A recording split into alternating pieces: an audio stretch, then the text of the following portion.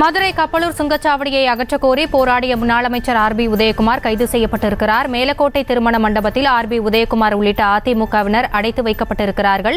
செய்தியாளர்களுக்கு பேட்டியளிக்க போலீசார் மறுத்ததா ஆர்.பி. உதயகுமார் வாக்குவாதத்திலும் ஈடுபட்டிருக்கிறார். அந்த காட்சிகளையும் பார்த்து வருகிறோம்.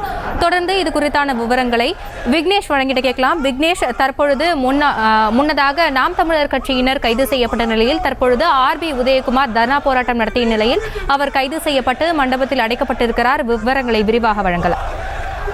நிச்சயமாக, அதாவது கப்பலூர் சுங்கச்சாவடி விவகாரத்தில் முற்றுகையிட்டு போராட்டத்தில் ஈடுபட முயன்ற முன்னாள் அமைச்சர் உட்பட அதிமுக நிர்வாகிகள் சுமார் 100க்கும் மேற்பட்டோர்களை கைது செய்து காவல்துறையினர் தனியார் திருமண மண்டபத்தில் அடைத்து வைத்திருந்தனர்.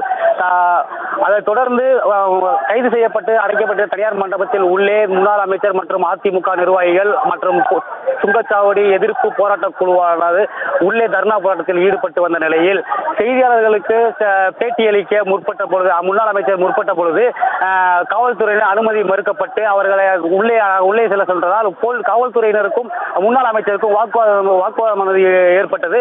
இதைத்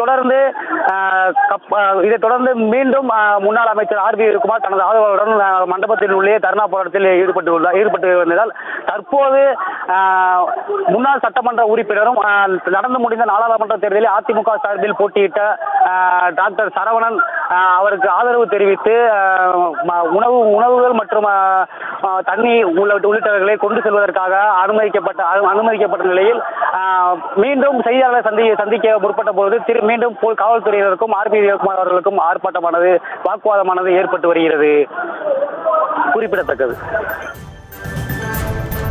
விவரங்களுக்கு நன்றி விக்னேஷ். செய்திகளை உடனுக்குடனும் துல்லியமாகவும் தெரிந்து கொள்ள சப்ஸ்கிரைப் பண்ணுங்க.